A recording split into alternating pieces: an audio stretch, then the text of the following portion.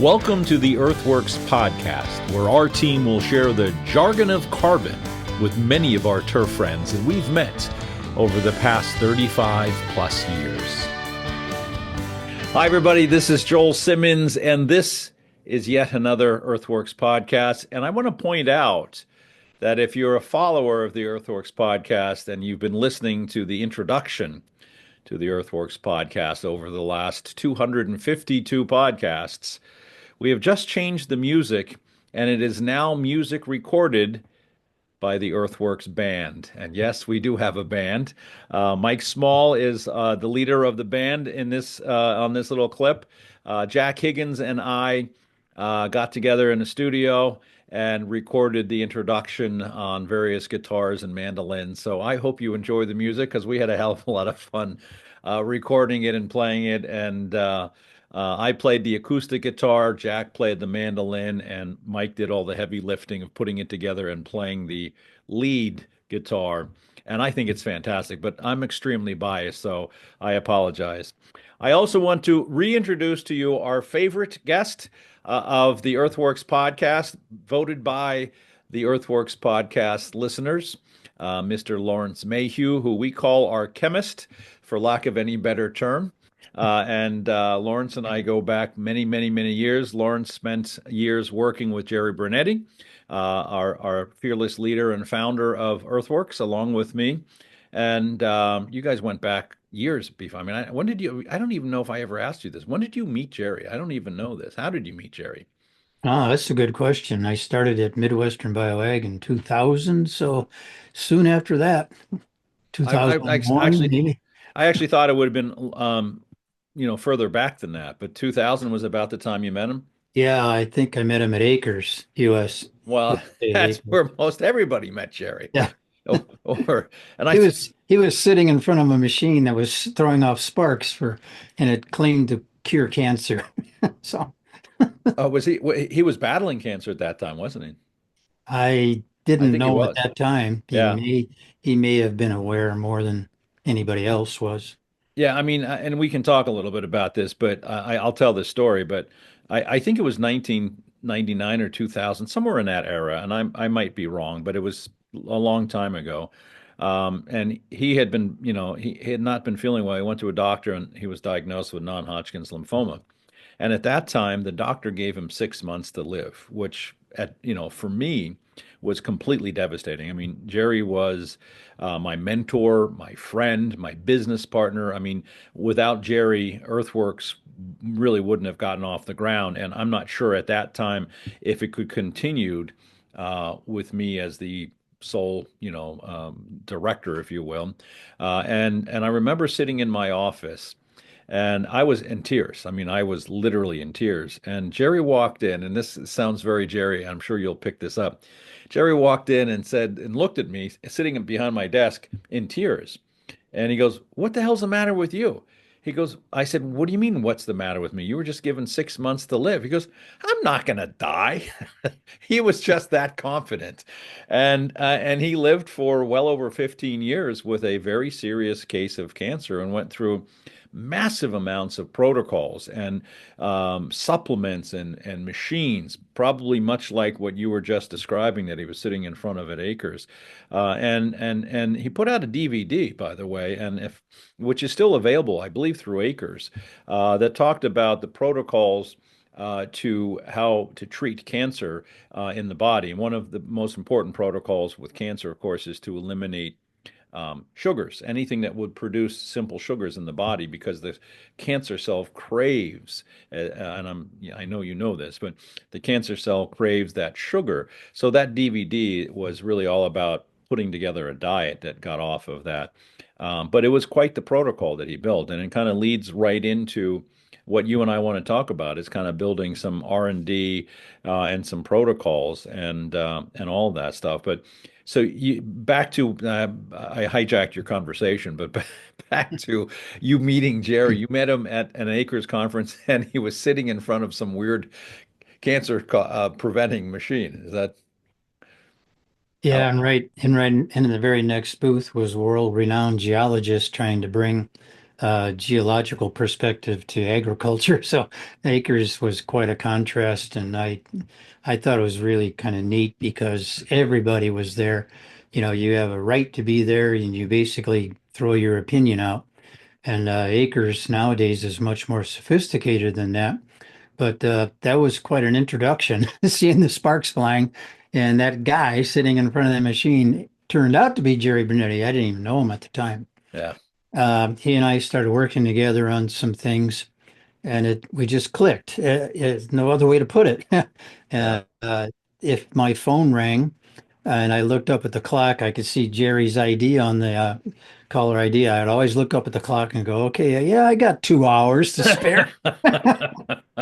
Yes, we all know that story. Anybody that knew Jerry, I tell the story. I would get in the car from here in my office and drive to Washington, D.C., which was 3 hours. I would literally get on the phone with him as I pulled out of the office and hang up as I'm pulling in to the client's office 3 hours later in Washington, D.C. And So yeah, without fail, I learned something every very time, impressive every time. every time. Yeah. Hmm. I mean, and that's I mean, there's no question that, it's funny, even reading his book that's sitting over my shoulder here, I've read it many times, and there's always things that I'll pick up even after reading. And you and I had done a series of, well, mostly you, I guess, did a series of walking through that book. And man, remember when we did that? We did that for Jerry's company and some of their clients. We would go through chapter to chapter, and in that process, and that was only a few years ago. I picked up a ton of stuff, I didn't.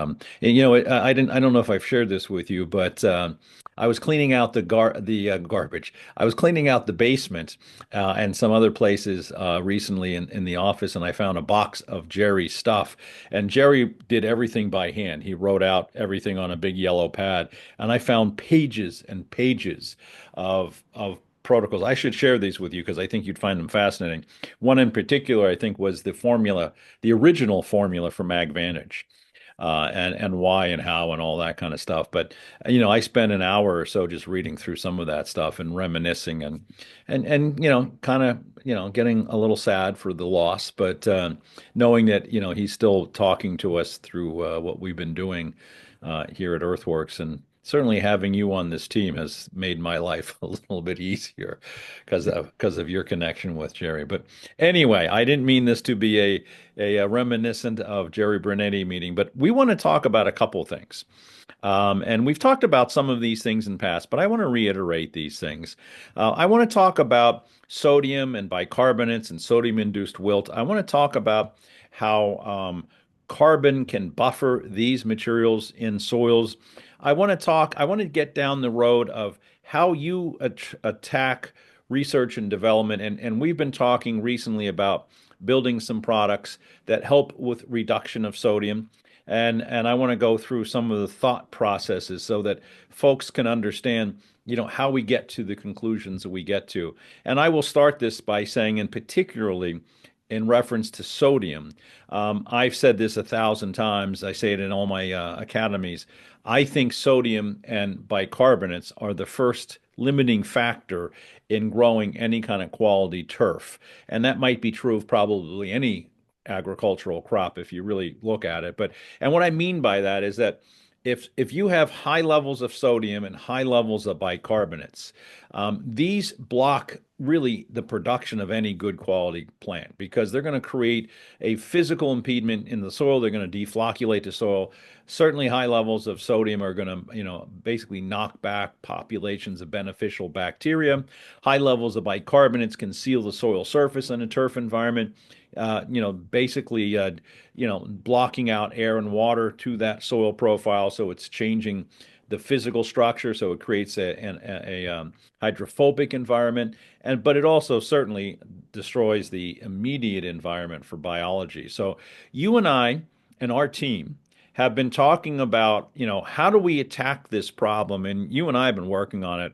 I should say you have been working on it for years, coming up with some solutions. But talk to me first and foremost about what is the actual damage that sodium and or bicarbonates are causing in any good, healthy soil. The biggest problem is water use, water utilization. That's, I think you even said that when a superintendent sees wilting, then that's a sign that they probably need to do a flushing, probably have a high sodium content. You say high sodium, my first thing that goes through my mind is sodium relative to what? Yeah, so, what is your basis of comparison? And I've worked with APCO for many, many years. That's the Association of American Plant Food Control Officials. These are the fertilizer officials that call the shots in your state. There are no federal rules, just state fertilizer rules. And they have a meeting every 6 months. And every 6 months, their focus is on how soluble is that thing that you're proposing on running in front of us and getting our approval of. Right. Everything's about solubility. Solubility, solubility. I was sitting in a meeting in Atlanta, Georgia one time at one of their meetings, and a simple little question crossed my mind. Well, if all the emphasis is on what's soluble and how soluble is it, and the word soluble is the only thing they concentrate on, then what is in a natural soil solution? We'll define soil solution as a soil that's at uh, capacity for, let's say medium capacity for water.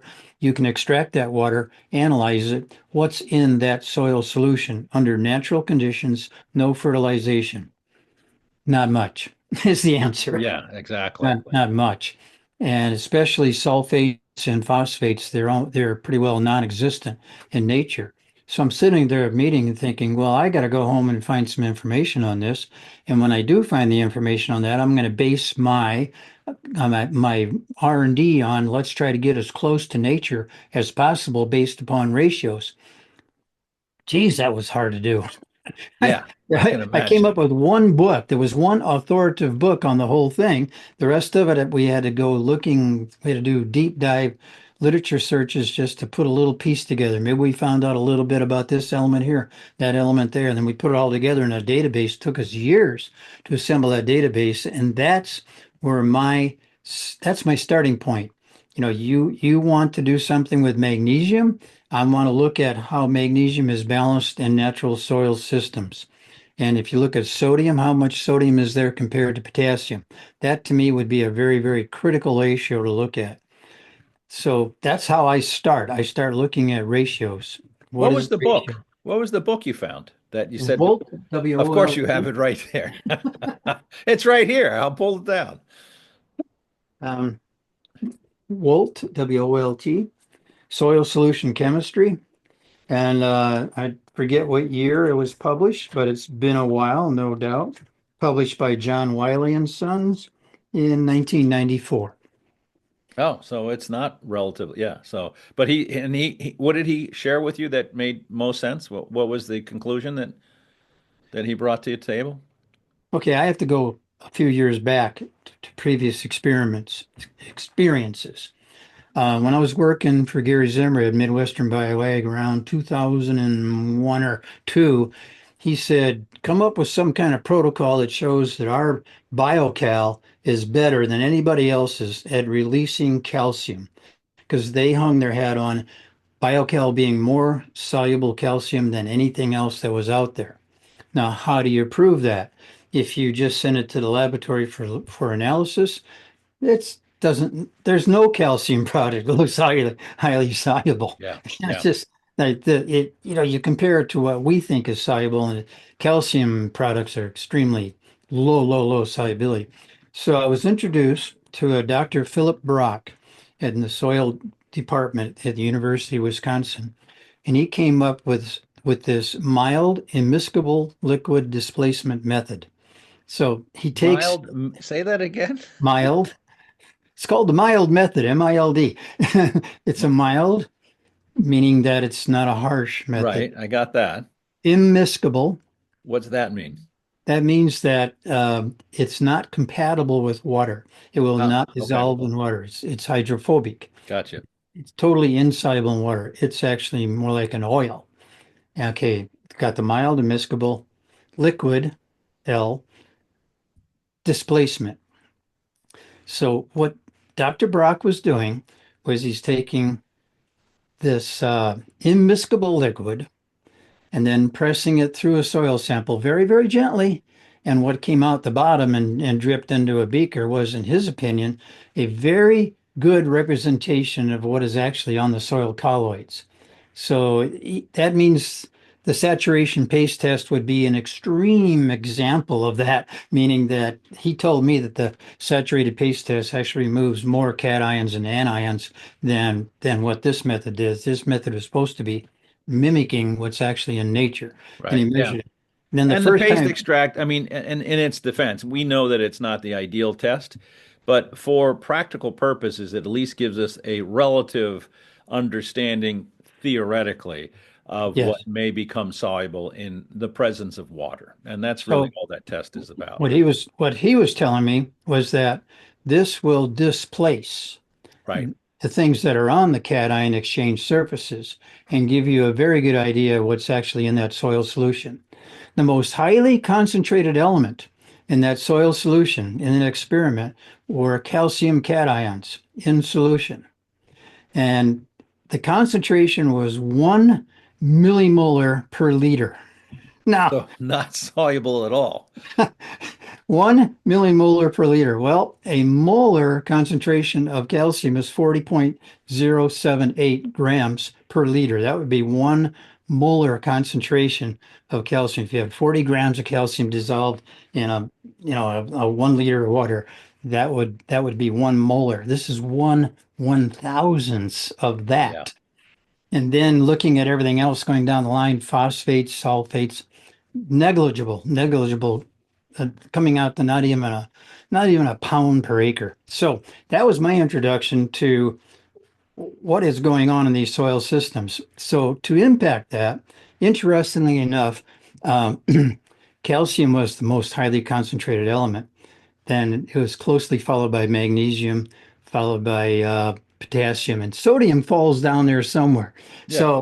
So once you see sodium ratio of sodium on a millimolar basis, compared to everything else being a little out of balance, then So that that's soil does need following our addressing. base saturation model to an extent, right? To an extent, Yeah, yes. yeah. I It's mean, again, reflective. It's none of this reflective of is that. exact, but and we know that, but we can use it as an interpretive rule, if we, if you will, so that we can get So an what idea. I what was impressing me was Gary Zimmer said, "You go out and prove we have the most highly soluble." And I didn't prove that at all, but what the data did say is that we have a very highly exchangeable form of Hmm. calcium going into the soil.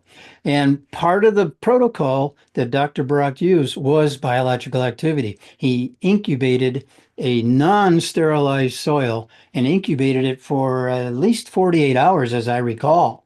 So biological activity became a component of that Shocking. experiment. It was like, oh my Never would have gosh, thunk of that, would we? here we are putting all this emphasis on solubility, and that's not reality at all. Biology and carbon-based reactions are what's really going on here. And Yeah, it's very, very low concentrations. which is why Jerry and I, have perpetuated this model of biological soil management is to, help that explain. Since we're talking calcium, let's go back and just make it very clear. Limestone is not very soluble or not soluble at all. I mean, that could be years to break down. But talk about gypsum. I mean, we've all thought in this industry that gypsum is very soluble, and it's not. Uh, I wish I had my graph real handy for me. I made a presentation once to show the relative solubility and made a graph like this, and gypsum comes up higher than anything else you mentioned, right? yeah. And then you compare that to like calcium nitrate, and it doesn't even show up on the graph anymore. Calcium nitrate bar is way, way up there in On terms of calcium or on other things? let's say You're talking about calcium solubility with calcium look at nitrate? pick any Yeah, fertilizer, and compare their solubility to any calcium compound. right. Okay. All right. Now we're talking about gypsum. There's absolutely orders of magnitude difference to the point where if you put it on a bar graph, that calcium sulfate dihydrate ends up way down here, and the graphs are way up here for Yeah, other yeah. soluble fertilizers. Dramatically different. You might as well call it insoluble. Now we use a lot of gypsum in our industry. Yes. Are we wasting our time? Well, in my opinion, there's much more effective ways of doing that. That's why Gary Zimmer invented BioCal, for Yeah. example. I mean, it That's also consisted why of, you have reformulated quite extensively Calvantage to get okay, calcium so into. what do we do with Calvantage? Calvantage is a highly soluble form of calcium. So we want to complement it with as much carbon-based materials as we can to make it more bioavailable Yeah. and make it more exchangeable. So it's primarily done by using humic substances in these formulas, but we also combine it with fish, a very high carbon material, extremely high carbon. Yeah. And It's sugars and kelp and other carbon sources. Yeah. mhm. And yeah, the kelp, that's another carbon source. So by combining these with carbon sources and linking them with them and putting them in there in the soil at the same time, that's the way you get effectiveness in products that are supposed to be regenerative or sustainable, whatever term you want to use. Yeah. I think you've heard me say this, and I say this now at my academies, and I don't think I could have said it 10 years ago, but I've been saying it a lot. I don't think, as I stand in front of a group of turf managers, be it sports turf managers or golf course superintendents, I don't think there's a shop in the country that doesn't have something in that shop that's not got some carbon in it. Now, it might be a simple molasses, it might be a humic substance, it might be a kelp meal or something like that. But the industry has started to take the adoption of these materials. I'm not sure they understand why completely. I think it's become more fad for a lot of manufacturers than it is actual understanding of the science. But what you're suggesting here is what we've been doing and what Jerry initiated, 37 years ago here at EarthWorks was providing that ample food source so that microbes can take these minerals and start allowing them to move into the plant. Is that a fair assessment? Yeah, it's very fair. And as you were talking, it just reminded me, Jerry would call me up every year before Acres, and almost inevitably he wanted me to talk about debunking ideas or some of the bad information about humic substances that's out there. And I did that over and over and over again for around 10 years or so. And then Acres contacted me last winter and said, we'd like to have you present. And I'm thinking to myself, there's no way in hell I'm going to do debunking humics. I've done it for 10 years and I'm tired of I've it. had it. I've had it. So I did my presentation. You were there. I And was there the in the phone front rang row. just the phone rang just the other day, and the manufacturer of our fulvic material wants me to make a presentation on June 23rd on guess what? What, debunking humic acid? Debunking humans. Shocking. He says there's still so much bad information out Well, since, I mean, and I'm sorry to ask you to do this, but let's do that a little bit because there is a lot of bad information. And there. I think we see a lot in the turf industry, folks that are just, jumping on a bandwagon. I mean, there's a pretty popular synthetic fertilizer company, and their whole marketing campaign is now carbon. You got carbon, but all they're doing is putting in a humic substance. I don't Mhm. I don't even really know what the humic substance is. They were a part of HPTA at one point. They're no longer. But and HPTA is the Humic Products Trade Association that you were instrumental in establishing so we could prevent us heretics from selling snake oils. But what are we seeing today? I mean, I think it's gotten significantly better in the last 5 or 10 years in terms of Yeah, people understanding the value. I think they're understanding that these humates are really structural in nature as opposed to food sources for microbes. But I correct. don't think everybody presents it that way. What No, what are the core a lot of things people today? present it as some kind of different form of plant food, Yeah, a carbon source for plants. right. It's And not a it's carbon not. source. No, it's not a carbon source for plants or microbes. No, that's not it at all. You nailed it. You said it's more structural. It I provides learned that from you, so I'm just okay. repeating what I've heard. Yeah, really, it just provides the conditions for microbiological activity to occur. And I always like to liken it to a house. We live in these houses. We don't destroy our houses. We utilize these houses, and various exchanges occur in these houses. Okay, so Right, yeah, exactly.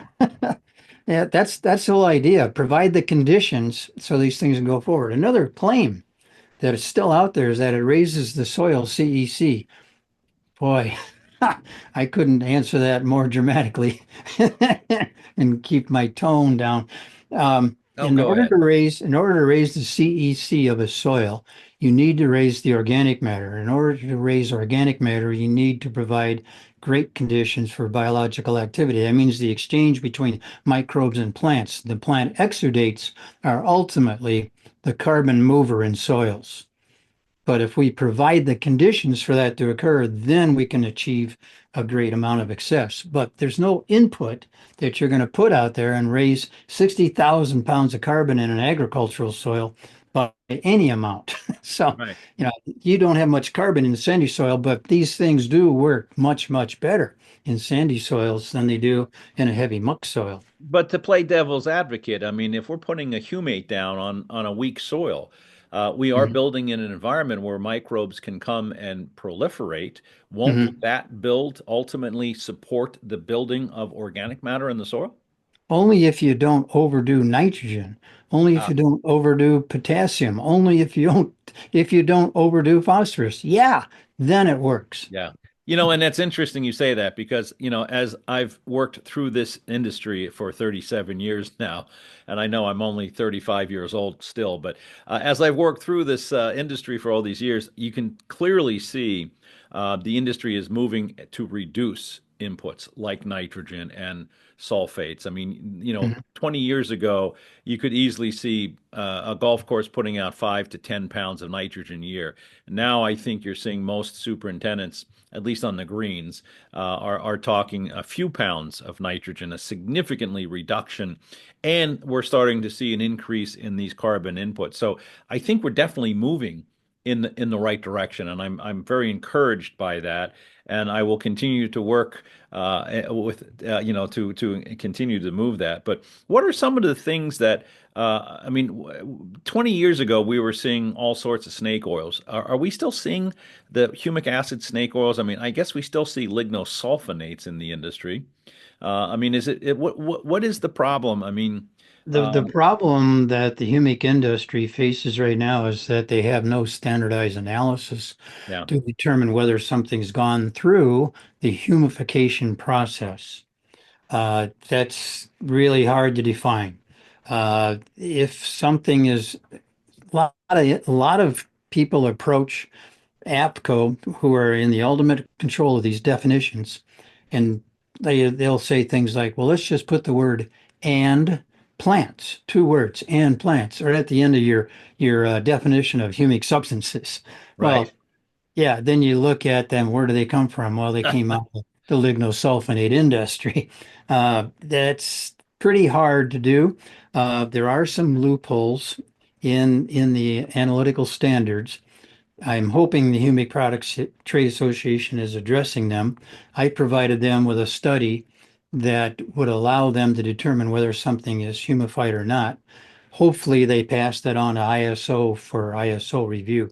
I don't know what the status is of that right now, but there is a difference. Whether something went through the humification process or not is a humified material then, and it's almost undefinable. I mean, it takes time. You can get some humification in compost piles, for example. So if there's some really dark looking, unidentifiable material that's sitting there in a compost pile, you can just about bet that it's been through the humification process. Right. It'll have a high CEC. It'll have a very high nutrient holding capacity. It'll be very difficult to degrade unless you put a lot of nitrogen on it. And Explain yeah, humification process. We use that term loosely, and yeah. I think we understand it, but I think a lot of people would like to understand it a little bit more thoroughly. Humification starts with, let's say, falling leaves in the autumn. Okay, these leaves fall and they land on the ground. Now, soil comes from somewhere, right? So this is how it starts. So a dead leaf, for example, falls on the ground. Now, dead leaves, unlike leaves that are living, have a relatively high concentration of lignin in them. And that lignin is very, very hard to break down. Long chain carbon. Long chain carbon. So at this point, unbeknownst to that leaf, it is a precursor to humic substances. Okay, now that has to go through a lot of different, uh, let's say, microbial interchanges once more stuff piles up on top of it over long periods of time. The microbial process includes both bacteria and fungi and archaea, and they start breaking it down. Now, the byproducts of that end up in like this alphabet soup, like this pool of ingredients that are incredibly complex because they were derived from a biological system, the biological breakdown. And when they make contact with each other, they go through geochemical reactions, depending on the geology, depending on the temperature, the moisture, and they're all done going through their microbial breakdown. But this second step is a step where all this goo comes together and reacts pretty well with itself, and it's called secondary synthesis reactions. And Goo. yeah, the end product are solid materials Hmm. that are unrecognizable. They have no shape, no particular form. They have no boiling point, melting point. They are really, really hard to describe materials other than, well, they went through the humidification process. Let's talk. I mean, you and I both, and Kevin Hicks joined us. We were at Acres this past year, and farmer after farmer sat there and in their talks and talked about how they humified their soils and did it in relatively short order. And then, there was an academic from one of the universities that said it's impossible to really do that. But farmer after farmer after farmer at Acres was talking about, regenerative soils, and that's really what we're talking about is regenerating a soil. Mhm. They were doing it in very short order. Now they're Yes, obviously growing cover crops, and they're, right. so I mean, explain it in that terminology. I mean, how does a farmer be able to turn a fairly, I'll call it a dead soil, into a very living soil in a number of years? Biology. There, that's simple I mean, answer. really, chemistry cannot do that. No, And the best chemists on the face of the earth are natural organisms. They've got this figured out. What these organisms will attempt to do under the right conditions. We have low inputs, and they're making sure that there's a balance of nutrients out there, not an overwhelming amount of this or that or this, but trying to balance these nutrients out, providing the conditions for microbiological activity to break down what is there. Now, in that breakdown process, they're going to release a lot of energy. They're going to release some things that are soluble. They're going to release some things that are sort of soluble, partially soluble, and eventually they will produce a very stable form of organic matter. And I believe that's what the farmers are referring to. Now, that stable form of organic matter may or may not be a humic substance. That's real hard to tell without analysis. But what they're doing is they're mimicking nature's humification process. right.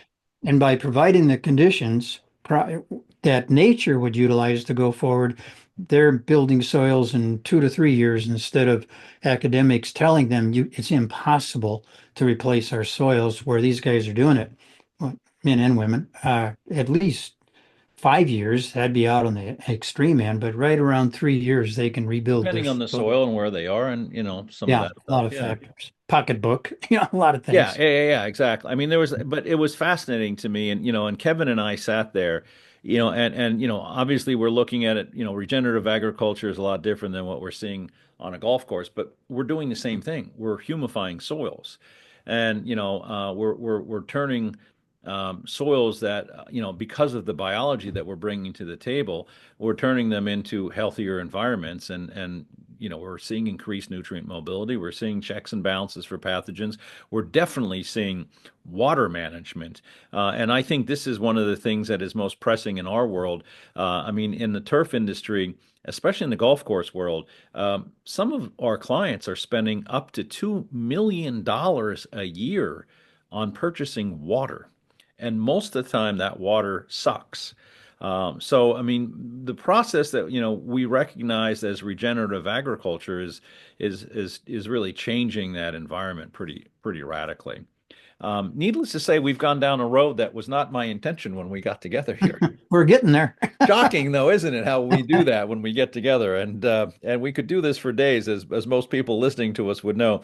Let's be very specific, though. Let's get back to sodium and bicarbonates, and then let's talk about a little bit of the R&D that you and I are working on right now.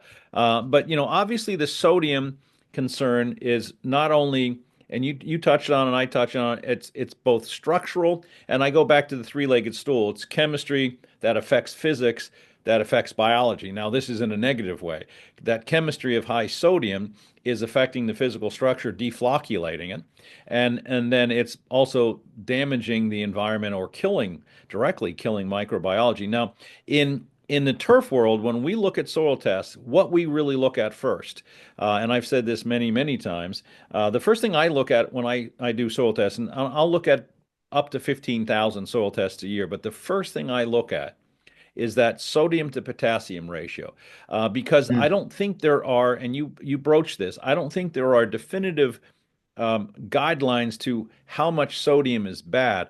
I think it's relative to really how much sodium versus how much potassium is there. And I say that because I can see the problem that occurs is sodium-induced wilt, which is this wilt phenomenon. Like you said, it's water management. Water's not going in, the plant's wilting. And a lot of times, a golf course superintendent, a sports turf manager, anybody growing any grass will see wilt and they'll just assume it's environmental.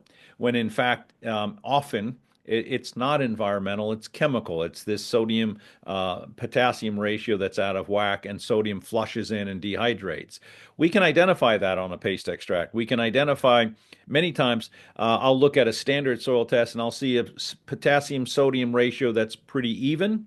And then when I flip the same site over to a paste extract, I might be 3 or 4 times the amount of sodium in percentage over potassium. And often I will see that sodium flush, if you will, going into the plant, even when there isn't a lot of sodium there, but when there is a little bit of sodium and almost no potassium. So it again goes back to that sodium potassium ratio. So what we've been trying to work on here is finding ways to both get the sodium out and replace that on the colloid with potassium before we put irrigation water down that's going to bring back more sodium and bicarbonates.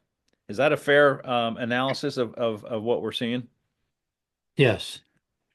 So how do we battle this? I mean, what have we been working on? I mean, without giving away trade secrets that we may not be able to promise to come to fruition, how are you attacking this from an R&D standpoint?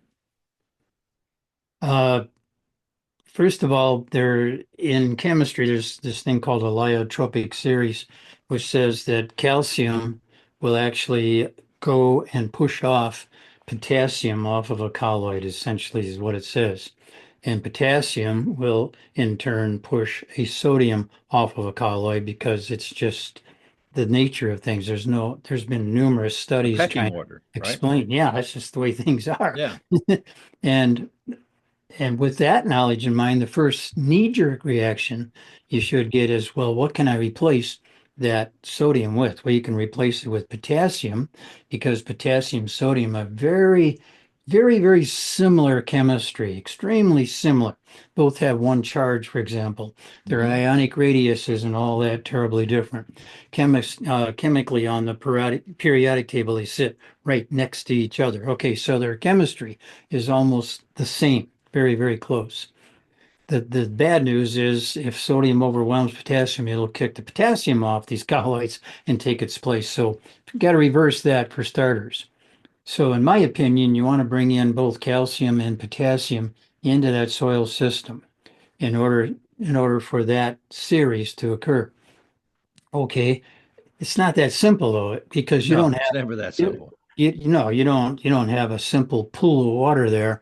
It's not a test tube with distilled water in it where you can say, see, that it does exactly that. No, you have a system of very complex carbons interacting in all this.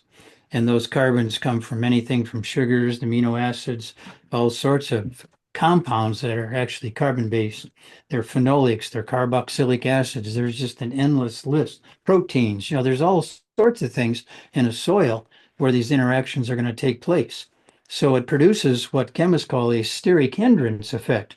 It's really difficult for a single molecule to kind of push its way through all this stuff and get to where you want it. So the second thing that goes through my mind is what would be the best delivery system to stabilize that reaction chemically and biologically? The first thing that comes to mind are fulvic acids. There you Okay, go. and you cannot put that on your label in California. No, So, because they can't test it and they come no, back you and can't say, do it. "Oh, you don't have any." Well, yeah, I do. I have a lot actually, but anyway, hope they're listening. The rumor I heard the other day is that California is thinking about eliminating humic acids altogether. So let's hope Oh not. my God. Let's Oh my hope not. God. So, yeah, if they don't understand it, they want to get rid of it. Yeah. So that's the second ingredient that I would put into some system to displace that sodium that's in there. This would And occur. how does that happen? I mean, what does the humic acid do? I mean, what's the mechanism by which it's replacing?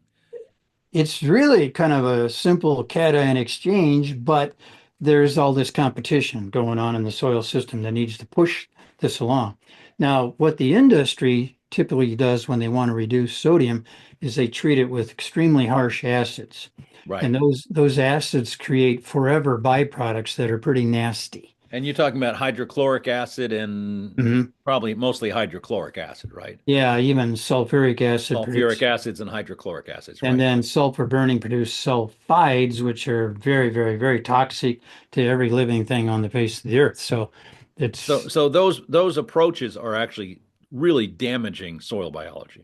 they seem to be effective because they really do put that sodium into a very soluble form, and then they can move that out of there with a rinse of water, and it's pretty effective. But what are they doing to condition their soil? What are they doing to make the soil more benign to biological activity, more benign to just simple chemical balancing? So now the soils are way, way out of balance. So Hmm. I back up and say, nope, I'm not going to do that. That's never going to happen. I mean, there's just too much destruction. It's like, what a horrible compromise that is. So let's just It is a create some horrible conditions. compromise. It's a Yeah, let's horrible just, compromise. why don't we just create some conditions where we can have some exchanges going on instead of harming the soil and trying to pound the heck out of it and try to move the sodium out? Why don't we just set up conditions for exchange? Well, it has to be acid conditions for these exchanges to occur. Yeah. We want some positively charged hydrogen cations floating around there and bumping everything out of there first, primarily the sodium. But what's going to take its place? Well, we want calcium, we want potassium to take their place. How are we going to do that? Let's do it by managing the system with some fulvic acids, carbon, extremely complex carbons. They will actually provide conditions for this.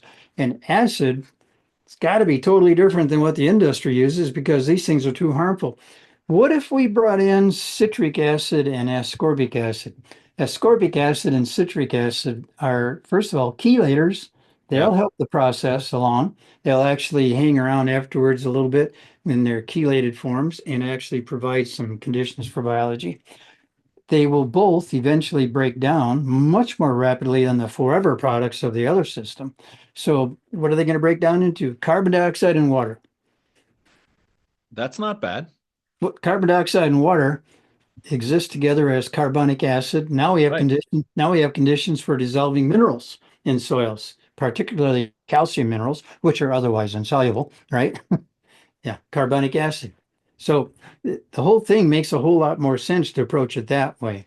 And it's much less toxic to the soil environment and the Mhm. biological environment. I It mean, should be that's less expensive too, yeah, for let's a hope lot of so. reasons, But direct I and mean, and indirect. and definitely, I mean, those products you talked about, hydrochloric acid, sulfuric acid, which were really popular for a number of years, and maybe not as popular today, but they're very caustic. I mean, Mhm. and not only, I mean, they're hard on the applicator. I mean, you splash a little bit of that up on you. I mean, it's a dangerous product to handle. Yeah. Which is really not cool at all. So we're talking about playing with a combination of these kind of things, perhaps even through an irrigation system, and then coming back. And again, this is really the meat of the matter here is coming back then and doing a recovery application that is really going to replace the sodium with potassium, with calcium, and promote biology. Is that Yeah, essentially where you're going? right. So Hmm. that's I mean, and this it's funny because it's been really entertaining working with you and our team because your background has not been this industry that we're in, and this industry doesn't quite manage soils the same way as the regenerative agriculture world does, but they're starting to understand the importance of that, which is really kind of nice. Which is why we're seeing so many carbon conversations in our industry. But soils are soils. And like you said, if we're going to go out there and completely destroy things, and I think that has changed, we're moving in the right direction, but we need to continue to move down this road of making sure biology is a forefront. And we still don't see biology as a conversation point in academia. It's all chemistry, still talking about pH. They're still talking about how none of these things do anything. And, I've heard every line of bullshit that I could possibly imagine, even, academics saying, well, we tested carbon-based fertilizers. We haven't seen any more carbon in the plant. And you've heard me throw my arms up in the air and just amazed at the level of lack of understanding in this. But I mean, what you're talking about is pretty significant, I think. I mean, I'm excited about what we might be able to accomplish here. Well, I never thought I'd be working on such a product, but if I'm finding it absolutely fascinating I hope so. because, I mean, I see the illogical approach of using a strong acid. Then my big question has always been, what the heck do they follow it up with? Because the soil is not really in any kind of condition to do much of anything. Right. So they're going to have to follow up pesticides, herbicides, all the ides, because the plants are going through a horrible experience at that point, and they're going to be super stressed from these mineral acids. And I don't know what the industry does about that. So I'm looking at that and thinking, hey, what if we use ascorbic acid, vitamin Something C? softer. Yeah. It has Yeah. another name, by the way. It's called vitamin Yeah. I've heard C. about that. I've heard Yeah. about it. And it is in plants make ascorbic acid naturally for the same reason why we take it is to build natural immunity. So why don't we use that instead? That was one of the protocols, by the way, that Jerry used when he was battling his cancer. He was dosing very high levels of IV. ascorbic acid. Yeah, he was really putting it down a lot. Let's talk. I mean, there's a couple things I want to get at because we're going to push up against the clock here soon. But I keep using the word carbon buffering, and I want you to explain Yeah. that a little bit more than what I've probably been able to do. But I think that's essentially what you're seeing in regenerative agriculture is this buffering process. But specifically as it relates to sodium, the soils that we have been able to build more humification in, we have seen less sodium-induced wilt stress and less damage by sodium, even if sodium shows up on the soil test. And again, I understand a soil test is limited in what it's really helping us do, but it at least gives us a starting point. How does carbon buffering within the soil actually work? I don't know if anybody really fully understands how it works, but we do know it does work. We can observe where if you increase biological activity, you end up with what is generally called a healthier soil. Well, what's healthier soil? Well, these exchanges, like you said, even though sodium may be relatively high sometimes, sodium exchange is discouraged in systems where biological activity in the presence of complex carbons is going on. Uh, the ingredients that I'm proposing in this sodium displacement product, citric acid and ascorbic acid, are very complex molecules. They have a lot of different carbon sites on them. There's so many carbon sites, and there's like carboxylic acids and phenolics that allow chelation, for example. And when you have a condition of chelation, the calcium and the magnesiums and the potassiums are going to be favored over sodium, even chemically wise. So there's a lot of reasons why we think that this happens. And I know for a fact that let's take something nasty like aluminum, aluminum with a three charge on it, three charges on it, really nasty, extremely toxic to everything and everybody and anything. You put them in the presence of humic substances through some mysterious mechanism detoxifies aluminum. So that means that And we don't it's know how that happens. not exactly. No, no, there's a lot of theories out there, and it's all theoretical. But it appears that because of all these complex interrelationships of all these different hydrogens and carbons that are in these very complex molecules, aluminum gets trapped in there for some reason, unbeknownst to anybody. And that's it. It takes, if it wasn't for humic substances in natural soils, we would all be suffering from aluminum toxicity. It's a Oh, 100. highly abundant species. You know, it's out there, but it's been detoxified by nature. So once again, Mother Nature has a bigger plan for us. Mother Nature knows how to do this. Exactly. Amazing. So that Mhm. same process would effectively kind of sequester, if you will, sodium. Yes. Yes. Now Yeah. we did a research trial, and you have a copy of that, but we did a research trial with Dr. Henry down in Georgia, Hmm. and he found that using kick was actually you I don't remember what the number was, 20% reduction in I sodium. saw, yeah, the record says 30% reduction in 30% sodium. reduction in sodium. I Yeah. mean, we've always used kick as our as part of our what we call our kick flush. And what that was we use gypsum, which may not, actually what we're trying to do is use acidified gypsum. Gypsums that have gone through an acid wash, which made them a little bit more available so they could break the Mhm. bonds. And our assumption, and this was really going back to the Jerry days, our assumption was that the kick, because of the humate in there, would actually grab, sequester the sodium and keep it from reattaching to the colloid, and then a surfactant would push it through. And I think that's what Dr. Henry's research kind of confirmed for us. Does that make sense from a chemical, geochemical standpoint? Yeah. It's really fascinating that a product in your product line designed for as a nutrition source ends up displacing sodium somehow. Well, Kick was So, actually built as that was our first product. Jerry yeah, built that as a soil conditioner because of the humic soil condition. substance. So Okay. that there's a lot of surfactants. When you open a jug of Kick, you smell sugars, you smell molasses. Hmm. So there's a lot of carbon sources feeding microbes. So we're really trying to regenerate. I mean, that's a powerful product. But the fact that it's working at buffering that quickly sodium in the soil is really encouraging. Yeah, and it's got fulvic acids in it, Yeah, well, which we've tweaked that since you've been on board, and that's been yeah, very, very powerful, I think. yeah, that really changed the character. It also had a surfactant in it that I replaced with another surfactant. It, it That looks shall like the remain product, nameless, by the way, but yeah. which shall remain nameless. But in my opinion, there's that surfactant is not even being used in your industry. No. And I thought, geez, maybe this will work a lot better. I think it did. So I'm adding that surfactant to the sodium displacement formulation because I think that one of the problems with these current flushes is that they don't really manage to penetrate the hydrophobic layers that are in your Yeah. turf Yeah. soils. So to penetrate that, I think it takes a particular surfactant. It's funny you Yeah. say that because I will contend that, we have a lot of man-made soils, sand.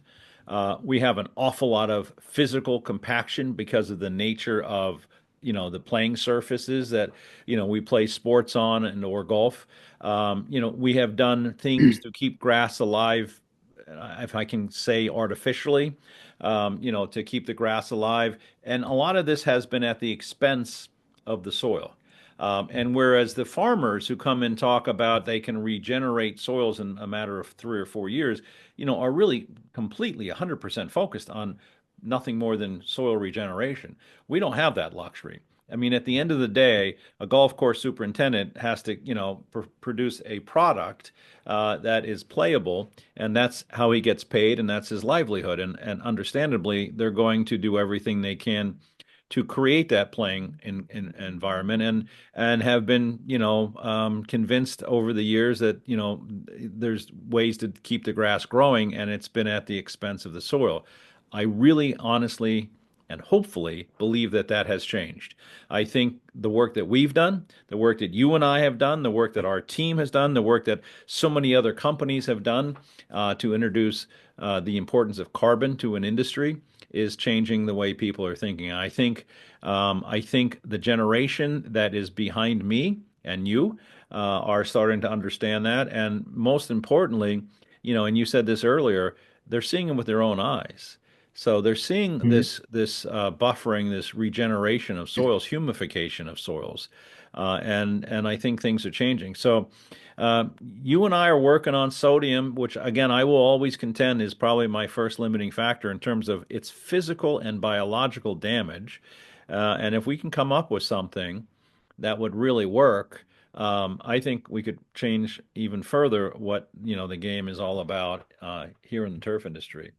Well, And coming from the regenerative agricultural area, we always try to do something to improve soils yeah, rather than break them down. So if this product were to go on a turf, my goal is to improve that soil, not destroy that soil, prepare it for the next step. yeah. Well, my friend, once again, we have pissed away an hour of our time chatting, and as anybody listening can hear, we could probably continue this for another hour, and we will again another month. But I want to thank you for everything you've done. I'm really very encouraged by this. We are going to be doing some trials this year, so if anybody's really excited about the opportunity to kind of find sodium reduction, talk to Kevin Hicks or any of the guys, Jack Higgins, Marshall Evans, Kirk Kastner, me. We're going to be putting some stuff out that Lawrence has been playing with in the next couple of months to see if we can't make some inroads finally in buffering and managing some of these toxins that are prevalent in our industry. So, having said all of that, thank you so much as always, and we had quite the lively conversation on Monday of this week, and we kind of enjoyed how excited you got and your level of passion and enthusiasm. And I think all of us had commented on that, but you bring a lot of enthusiasm and passion to this conversation. So Thank you. I owe you. And for those of you who are watching and listening to the EarthWorks podcast, please subscribe. We'll let you know when Lawrence is on again. And I hope you enjoy the music as we leave the podcast from the EarthWorks band. Thank you so much. Thank you, Lawrence. You're welcome.